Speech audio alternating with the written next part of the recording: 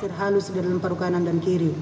Dengan demikian, dengan kesimpulan ditemukan tanda tenggelam dalam keadaan tidak sadar dan kematian karena tenggelam dalam keadaan tidak sadar. Hal tersebut membuktikan bahwa saudara Handi Saputra masih dalam keadaan hidup pada saat dibuang di Kali Tajung 3 Jalan Rawalo Cilacap, Mengantiki Dolosari, Kecamatan Rawalo, Kabupaten Banyumas, Jawa Tengah, dan meninggal akibat tenggelam dalam keadaan tidak sadar. Menimbang bahwa lebih dahulu majelis hakim akan menanggapi beberapa hal yang dikemukakan oleh auditor tertinggi dalam tuntutannya dan mengemukakan pendapatnya sebagai berikut. 1. Bahwa terhadap tuntutan auditor militer menyatakan terdakwa terbukti bersalah melakukan tindak pidana primer barang siapa secara bersama-sama atau sendiri-sendiri dengan sengaja dan dengan rencana terlebih dahulu merampas nyawa orang lain sebagaimana diatur dan diancam dengan pidana menurut pasal 340 KUHP untuk pasal 55 ayat 1 ke 1 KUHP. Dan kedua, alternatif pertama, barang siapa secara bersama-sama membawa pergi seseorang dari tempat kediamannya dengan maksud untuk menempatkan orang itu secara melawan hukum di bawah kekuasaannya sebagaimana diatur dan diancam dengan pidana menurut pasal 328 KUHP untuk pasal 55 ayat 1 ke 1 KUHP. Dan ketiga, barang siapa secara bersama-sama membawa lari mayat dengan maksud menyembunyikan kematiannya sebagaimana diatur dan diancam dengan pidana menurut pasal 181 KUHP untuk pasal 55 ayat 1 ke 1 KUHP. Majelis hakim sependapat dengan auditor militer tertinggi sepanjang mengenai terbuktinya unsur-unsur tindak pidana pada dakwaan kumulatif ke-1 primer dan dakwaan ketiga sebagaimana yang diuraikan dalam tuntutan auditor militer tertinggi. Namun untuk dakwaan kedua tidak sependapat dan majelis hakim akan mengkaji dan mempertimbangkannya sendiri dan akan membuktikannya sendiri sebagaimana akan diuraikan lebih lanjut dalam putusan ini. Bahwa mengenai tuntutan pidana berupa pidana pokok penjara seumur hidup dan pidana tambahan dipecat dari dinas militer terhadap terdakwa, majelis hakim akan mempertimbangkannya tersendiri mengenai pidana yang akan dijatuhkan kepada terdakwa sebagaimana diuraikan lebih lanjut dalam putusan ini.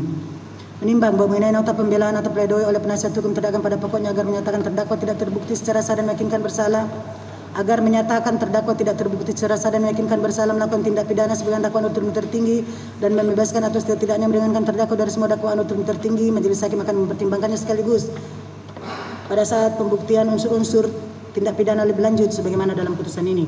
Menimbang oleh karena replik yang disampaikan auditor militer tertinggi secara tertulis pada intinya menegaskan auditor militer tetap pada tuntutannya semula sehingga majelis hakim tidak perlu menanggapinya secara khusus. Menimbang bahwa terhadap replik yang dikemukakan oleh penasihat hukum terdakwa secara tertulis yang pada prinsipnya sama dengan nota pembelaan atau pledoi oleh penasihat hukum terdakwa sehingga majelis hakim tidak perlu menanggapinya secara khusus. Menimbang bahwa seseorang dapat dinyatakan telah terbukti secara sah dan meyakinkan bersalah melakukan tindak pidana manakala keseluruhan unsur-unsur dari pasal-pasal tindak pidana yang dakwakan kepadanya telah terbukti secara sah dan meyakinkan di persidangan.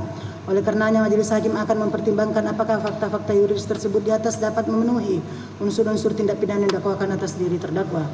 Menimbang bahwa tindak pidana yang dakwakan oleh auditor militer tinggi dalam surat dakwaannya disusun secara kumulatif dengan kombinasi terdiri dari dakwaan ke-1 disusun secara subsidiar, dakwaan kedua disusun secara alternatif, dan dakwaan ketiga disusun secara tunggal, maka majelis hakim akan membuktikan seluruh dakwaan auditor militer.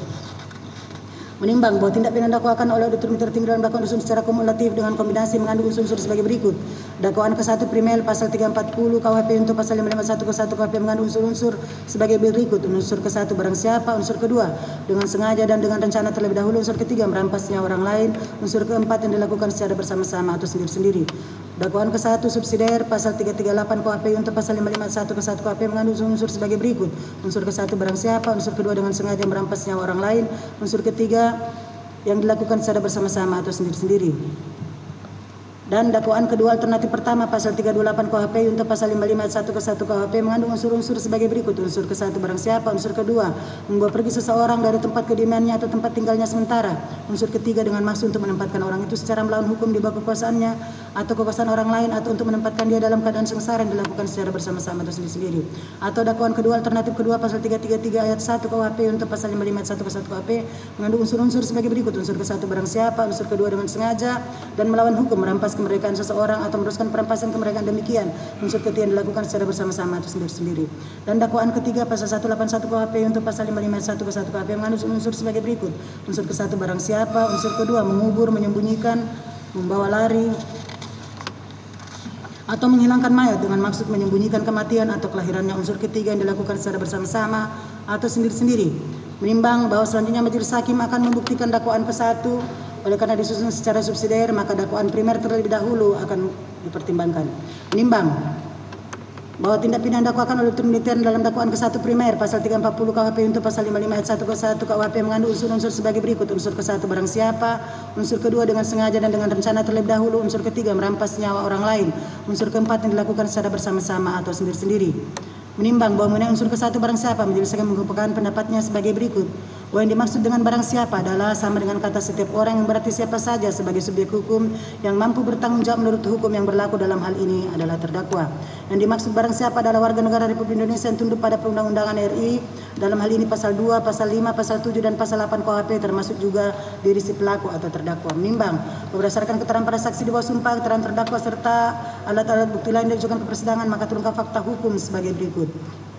1. Bahwa benar terdakwa Kolonel Infantri Prianto masuk menjadi anggota TNI Angkatan Darat melalui pendidikan Akademi Militer di Magelang dan lulus pada tahun 94 dengan pangkat Letnan 2 Infanteri. Setelah beberapa kali mengalami mutasi jabatan, pada waktu melakukan perbuatan yang menjadi perkara ini, terdakwa berdinas di Korem 133 NW Gorontalo menjabat sebagai Kasih Intel dengan pangkat Kolonel Infanteri NRP 1194 0013330570. Bahwa benar berdasarkan Kepeda dari Danrem 133 NW selaku perwira penyerah perkara nomor Kep 100 Romawi 2 2022 tanggal 10 Februari 2022 menunjukkan bahwa terdakwa pada saat melakukan perbuatan menjadi perkara ini masih berstatus dinas aktif sebagai prajurit TNI Angkatan Darat dan berdinas di Korem 133 NW Gorontalo menjabat sebagai Kasih Intel, sehingga dengan demikian terdakwa tunduk pada kekuasaan atau justisiabel peradilan militer. Bahwa benar pada saat melakukan tindak pidana ini terdakwa masih berdinas aktif dan sekarang berdinas di mana sekarang? Di Korem dan menjabat sebagai Kasih Intel Korem 133 Nani Wartabone Gorontalo serta belum pernah berhenti atau diberhentikan dari dinas TNI Angkatan Darat dan mampu bertanggung jawab atas perbuatannya.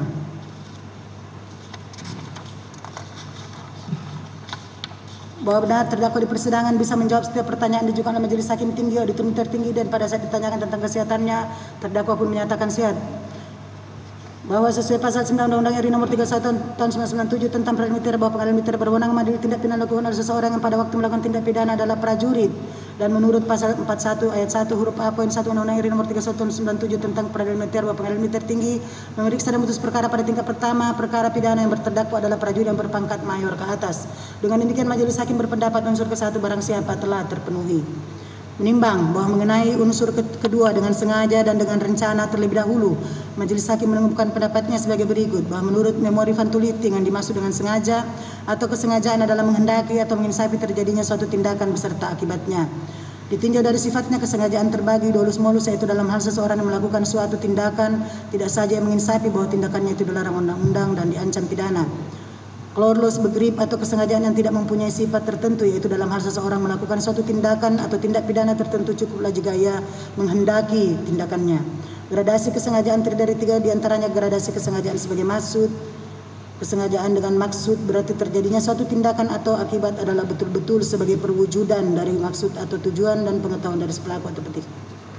Bahwa yang dimaksud rencana lebih dahulu adalah bahwa pelaku mempunyai waktu yang cukup untuk mewujudkan tindak pidana yang akan ia lakukan, termasuk di dalamnya ada waktu untuk berpikir kapan perbuatan tersebut akan dilakukan, alat apa yang akan ia gunakan, dan untuk mewujudkan niatnya itu.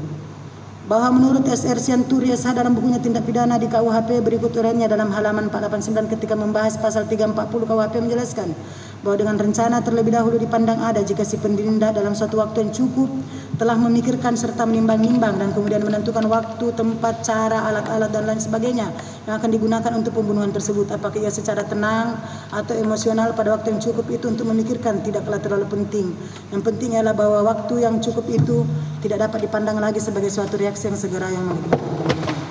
R. Susila dalam bukunya KUHP serta komentar-komentarnya menjelaskan bahwa direncanakan lebih dahulu, yaitu antara timbulnya maksud untuk membunuh dengan pelaksanaannya itu masih ada tempo bagi si membuat untuk dengan tenang memikirkan misalnya dengan cara bagaimanakah pembunuhan itu akan dilakukan. Tempo ini tidak boleh terlalu sempit, akan tetapi sebaliknya tidak perlu terlalu lama. Yang penting ialah apakah ia dalam tempo itu si pembuat dengan tenang masih dapat berpikir-pikir dan sebenarnya ia masih ada kesempatan untuk membatalkan niatnya akan membunuh, akan tetapi tidak dipergunakan. Dalam Ares Hogerat tanggal 7 Maret 1909 dijelaskan bahwa untuk dapat diterimanya suatu rencana terlebih dahulu maka adalah perlu adanya suatu tenggang waktu pendek atau panjang dalam mana dilakukan pertimbangan dan pemikiran yang terang. Pelaku harus dapat memperhitungkan makna dan akibat-akibat perbuatannya dalam suatu suasana kejiwaan yang memungkinkan untuk berpikir. Unsur kesalahan dalam delik ini secara tegas dirumuskan dengan kata sengaja dan dengan rencana lebih dahulu dan ditempatkan pada bagian awal perumusan delik. Ini berarti bahwa semua unsur berikutnya adalah diliputi atau dipengaruhi unsur sengaja dan dengan rencana. Dengan demikian pelaku dalam keadaan sadar dan menginsafi terhadap kehendak yang direncanakannya untuk melakukan pembunuhan. Menimbang bahwa untuk mengetahui apakah ada perencanaan terlebih dahulu dalam dakwaan primer sebagaimana disyaratkan oleh pasal 340 KUHP, ada beberapa hal yang harus dipenuhi oleh perbuatan terdakwa, yaitu sebagai berikut. 1. Antara timbulnya niat dalam pelaksanaan perbuatan terdakwa terdapat cukup waktu bagi terdakwa untuk berpikir dengan tenang tentang bagaimana cara-cara atau rangkaian perbuatan akan dilakukannya untuk melaksanakan dari niatnya menghilangkan nyawa korban. Dalam rangka perbuatan terdakwa terdapat tindakan-tindakan persiapan untuk melakukan perbuatan pembunuhan. Terlihat dengan jelas dan tegas tentang cara kerja untuk melakukan perbuatan pembunuhan secara sistematis dan terarah dengan baik pada bagian vital tubuh korban. Menimbang bahwa berdasarkan keterangan para saksi di bawah sumpah, keterangan terdakwa dan barang bukti lain yang diajukan di persidangan serta setelah menghubungkan satu dan lainnya diperoleh fakta hukum sebagai berikut. Bahwa benar awal mula terjadinya peristiwa hukum dilakukan terdakwa bersama saksi 2, saksi 3 diawali dari kejadian kecelakaan lalu lintas tabrakan antara kendaraan Isuzu Panther yang dikemudikan oleh saksi 2 Kopda Andreas Dwiatmoko dengan sepeda motor Suzuki Satria Vinda oleh saudara Handi Saputra yang membonceng saudara Salsabila di Jalan Raya Nagar Kelimbangan, tepatnya di depan SPBU Ciaro, Kabupaten Tegalame, Desa Ciaro, Kecamatan Nagar, Kabupaten Bandung, Jawa Barat pada hari Rabu tanggal 8 Desember 2021 sekira pukul 15.30 WIB yang mengakibatkan saudara Salsabila meninggal dunia di tempat kejadian dan saudari Handi Saputra masih hidup namun dalam keadaan tidak sadar diri. Lalu para korban diangkut ke dalam kendaraan Isuzu Panther oleh terdakwa bersama saksi 2 Kopda Andreas Dwiatmoko dan saksi 3 Koptu Amsali untuk dibawa ke rumah sakit terdekat. Bahwa benar setelah 10 menit berangkat dari TKP kecelakaan munculnya terdakwa untuk membuang kedua korban tersebut ke sungai, di mana terdakwa langsung mengambil alih kemudi kendaraan Isuzu Panther dari saksi 2 Kopda Andreas Dwiatmoko. Terdakwa juga berusaha menenangkan saksi 2 dan saksi 3 agar tidak panik. Lalu pada saat itu muncul ide dari terdakwa dan menyampaikan kepada saksi 2 dan saksi 3 untuk merencanakan membuang saudara Handi Saputra dan saudara Salsabila ke salah satu sungai di Jawa Tengah. Saksi 2 dan saksi 3 awalnya menolak rencana dimaksud dan berkali-kali menyarankan kepada terdakwa agar korban dibawa ke rumah sakit, namun saran dari saksi 2 dan saksi 3 sama sekali tidak diindahkan oleh terdakwa dan tetap teguh pada pendiriannya. Akhirnya saksi 2 dan saksi 3 pasrah tak kuasa menolak dan mengikuti kemauan terdakwa. Setelah berhenti untuk buang air di salah satu Alfamart daerah Tasikmalaya, saksi 2 kembali mengemudikan kendaraan Isuzu Panther. Terdakwa mulai mempersiapkan rencananya dengan membuka aplikasi Google Maps untuk mencari sungai sebagai lokasi pembuangan saudara Handi Saputra dan saudara Salsabila.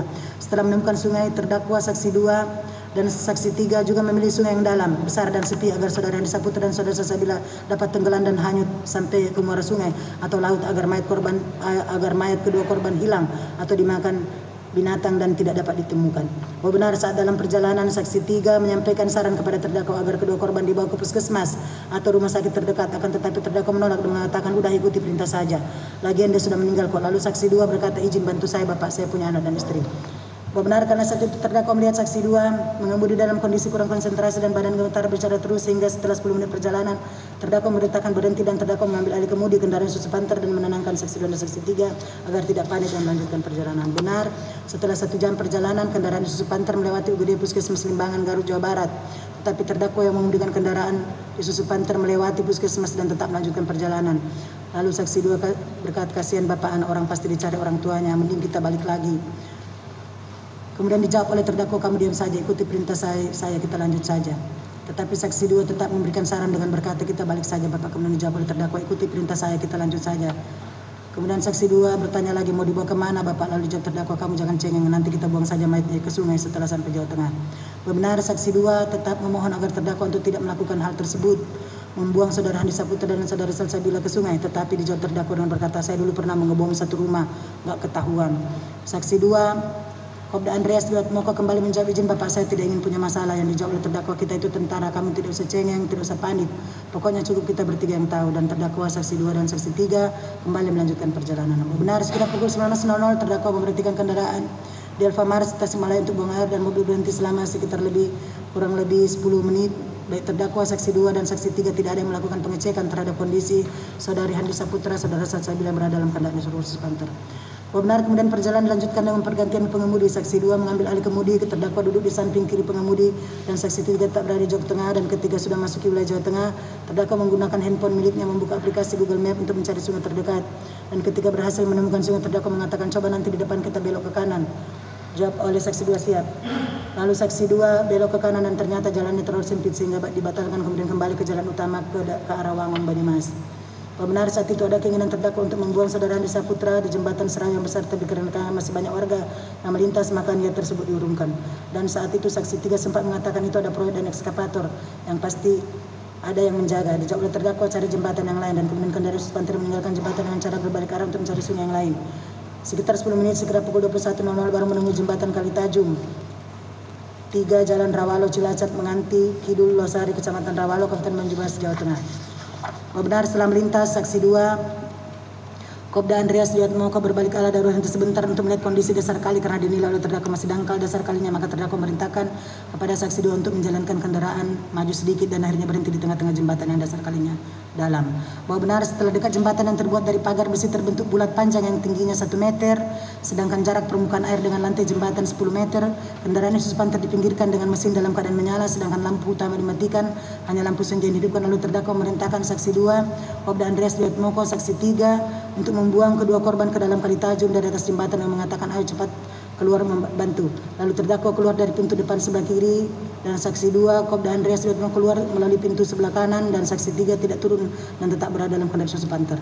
Benar terdakwa memilih sungai untuk membuang kedua korban tersebut dan bukan untuk membuangnya di semak-semak atau hutan dalam untuk tidak diketahui oleh orang lain dan untuk menghilangkan jejak, dan dia terdakwa untuk membuang kedua korban ke sungai karena terdakwa sudah mengetahui lokasi Sungai Serai oleh karena terdakwa sering melewati jembatan Sungai Serai tersebut.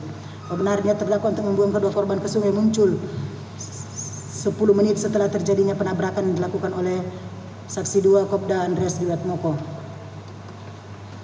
terhadap kedua korban tersebut, dan niat terdakwa tersebut ditindaklanjuti dengan mencari lokasi sungai dengan membuka handphone terdakwa sendiri melalui Google Maps. Benar selanjutnya terdakwa membuka pintu tengah sebelah kiri lalu memegang bahu dan badan saudara Salsabila sebelah kanan, lalu saksi 2 Andreas Diatmoko memegang badan sebelah kiri saudara Salsabila dengan dibantu oleh saksi 3 mendorong dari dalam kendaraan Supanter, kemudian badan saudara Salsabila dikeluarkan dengan kepala terlebih dahulu. Terdakwa dan saksi 2 membawa saudara Salsabila dan diletakkan di pinggir jembatan dengan posisi kepala mengarah ke Kalitajung.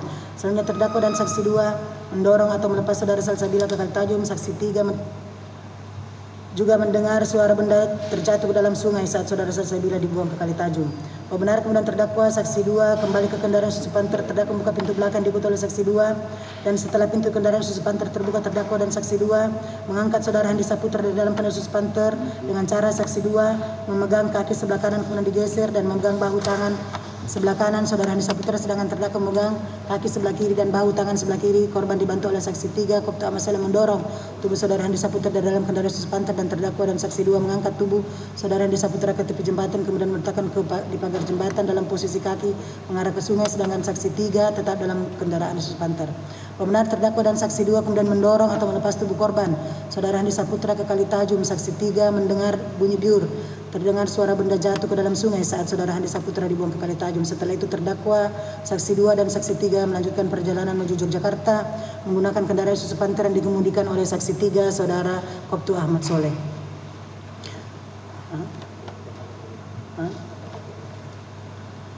Bahwa benar waktu tempuh antara tempat kejadian kecelakaan dari lokasi pembuangan korban di Sungai Serai sekitar 6 jam, sedangkan munculnya ide dari terdakwa untuk merencanakan membuang korban ke sungai setelah 10 menit berangkat dari TKP kecelakaan. Dalam kurun waktu tersebut memberikan keleluasaan bagi terdakwa, saksi 2 dan saksi 3 untuk berpikir dengan tenang tentang niat atau rencana terdakwa apakah akan dilanjutkan atau dibatalkan. Namun dalam kurun waktu dimaksud justru terdakwa, saksi 2 dan saksi 3 mematangkan rencananya untuk memilih salah satu sungai di Jawa Tengah dengan membuka aplikasi Google Maps, memilih sungai yang dalam, besar dan sepi untuk mencari lokasi pembuangan agar para korban dapat tenggelam dan hanyut sampai ke muara sungai atau laut agar mayat kedua korban hilang atau dimakan binatang dan tidak dapat ditemukan. Bahwa benar durasi waktu 6 jam adalah durasi yang cukup panjang dan cukup lama bagi terdakwa untuk berpikir jernih dan rasional atas perbuatan yang akan dilakukan, apalagi terdakwa adalah seorang perwira menengah dengan pangkat kolonel infanteri dengan jabatan Kasih Intel Korem Gorontalo yang seharusnya dengan pengalaman yang cukup, tugas yang cukup lama, seyogyanya dapat memikirkan akibat yang timbul dari perbuatannya. Benar cara kerja yang dilakukan terdakwa saksi 2 dan saksi 3 yang membuang korban terutama saudara Andi Saputra yang masih hidup terlihat dengan jelas dan tegas ditujukan pada organ vital korban dengan menenggelamkan ke dalam sungai korban yang sudah tidak berdaya, mengakibatkan korban sulit bernapas karena kerongkongan lambung, tenggorokan, dan paru-paru kemasukan air hingga mengakibatkan kematian. Benar setelah terdakwa melakukan perbuatannya membuang para korban ke sungai, terdakwa, saksi 2 dan saksi 3 berusaha menghilangkan jejak agar tidak diketahui orang lain atas kejadian kecelakaan lalu lintas dan pembuangan para korban ke sungai dengan cara mengganti cat mobil Isuzu Panther. Bahwa benar dari rangkaian perbuatan terdakwa di atas sangat tergambar jelas, sistematis dan terencana rangkaian perbuatan tersebut dilakukan oleh terdakwa secara sadar dan sengaja. Bahwa benar antara terdakwa, saksi 2 dan saksi 3 terdapat kerjasama secara sadar dan langsung antara terdakwa, saksi 2 dan saksi 3 terdapat saling pengertian dan saling mengetahui perbuatan masing-masing. Para pelaku menyadari dan menginsafi bahwa perbuatannya membuang para korban Andi Saputra dan saudara Salsabila ke Sungai Serak akan menyebabkan kematian. Namun niat terdakwa, saksi dan saksi tetap dilaksanakan karena ingin menghilangkan jejak dengan harapan perbuatan mereka tidak diketahui orang lain dan bebas dari jerat hukum, sehingga perbuatan terdakwa, saksi 2 dan saksi 3 termasuk dalam kesengajaan dengan maksud. Bahwa dari uraian di atas terlihat dengan jelas langkah-langkah yang menggambarkan suatu perencanaan yang matang dan sistematis dilakukan dalam keadaan tenang dalam mewujudkan keinginan terdakwa, saksi 2 dan saksi 3 untuk menghilangkan nyawa atau mayat saudara Andi Saputra, untuk menghilangkan nyawa saudara Andi Saputra dan mayat saudara Salsabila, sehingga perbuatan tersebut telah memenuhi syarat-syarat dikategorikan sebagai perbuatan yang disengaja dan direncanakan terlebih dahulu. Dengan demikian, majelis hakim berpendapat unsur kedua dengan sengaja dan dengan rencana terlebih dahulu telah terpenuhi. Menimbang bahwa ada pertimbangan itu pula, majelis hakim sekaligus menanggapi keberatan terdakwa dan penasihat hukum terdakwa menyatakan bahwa terdakwa pada saat melakukan perbuatannya dalam keadaan tidak tenang atau panik dan tidak ada motif untuk membunuh. Dengan telah terpenuhinya unsur ini, maka keberatan terdakwa dan penasihat hukum terdakwa ditolak dan harus disampingkan. Dan demikian majelis hakim berpendapat dengan auditor militer tinggi sepanjang mengenai majelis hakim sependapat dengan auditor militer tinggi sepanjang mengenai telah terbuktinya unsur ini. Menimbang bahwa mengenai unsur ketiga merampas nyawa orang lain, majelis hakim berpendapatnya sebagai berikut. Bahwa mengenai unsur merampasnya orang lain dalam kejahatan ini tidak dirumuskan perbuatannya, tetapi bahwa akibatnya yaitu matinya orang lain. Matinya ini akibat atau diakibatkan perbuatan seseorang. Perbuatan mana dapat menimbulkan akibat hilangnya nyawa atau jiwa orang lain. Bahwa kata merampas adalah suatu perbuatan dilakukan oleh pelaku atau terdakwa, dalam hal ini terdakwa, saksi 2 Kopda Andreas dan saksi 3 Kopda Ahmad Soleh tanpa seizin korban atau dilakukan secara melawan hukum. Menimbang berdasarkan keterangan para saksi di bawah sumpah, keterangan terdakwa dan barang bukti yang diajukan di persidangan serta setelah menghubungkan satu dan lainnya diperoleh fakta hukum sebagai berikut. Bahwa benar awal mula terjadinya peristiwa hukum yang dilakukan oleh terdakwa bersama saksi 2 Kopda Andreas Liwat Moko dan saksi 3 diawali dengan kejadian kecelakaan lalu lintas tabrakan antara kendaraan Isuzu Panther yang dikemudikan oleh saksi 2 dengan sepeda motor Suzuki Satria yang dikendarai oleh saudara Andi Saputra yang membonceng saudara Salsabila di Jalan Raya Nagrek, Limbangan, tepatnya di depan SPBU Ciara, Kabupaten Tegalame, Desa Ciara, Kecamatan Nagrek, Kabupaten Bandung, Jawa Barat pada Rabu tanggal 8 Desember 2021 sekitar pukul 15.30 yang mengakibatkan saudara Salsabila meninggal dunia di tempat kejadian dan saudara Andi Saputra masih hidup namun dalam keadaan tidak sadar diri. Lalu para korban diangkut ke dalam kendaraan Isuzu Panther oleh terdakwa bersama saksi 2 dan saksi 3 Kopda Ahmad Soleh untuk dibawa ke rumah sakit terdekat. Bahwa benar mengenai kondisi para korban ketika dibawa oleh terdakwa bersama saksi 2 dan saksi 3 saat itu saudara Andi Saputra dipindahkan dari pinggir jalan dimasukkan ke bagasi belakang kendaraan Isuzu Panther. Saksi 4, saksi 5, saksi 6 dan saksi 7 melihat saudara Andi Saputra dalam keadaan hidup dan masih bernapas serta bergerak seperti merintih menahan sakit. Sedangkan saudara Salsabila sudah tidak bergerak lagi dan kaku. Hal ini pula sesuai dengan keterangan saksi 22 saksi ahli yang berkesimpulan bahwa pada jenazah saudara Andi Saputra ditemukan tanda tenggelam dalam keadaan tidak sadar dan kematian karena tenggelam dalam keadaan tidak sadar atau masih bernafas atau masih hidup. Keterangan para saksi tersebut juga didukung oleh visum et repertum RSUD Rumah Sakit Profesor Dr. Margono Soekarjo Purwokerto tanggal 20 Desember 2021. Oleh karenanya dapat disimpulkan bahwa saudara Salsabila meninggal dunia di tempat kejadian dan saudara Andi Saputra masih hidup namun dalam keadaan tidak sadar diri.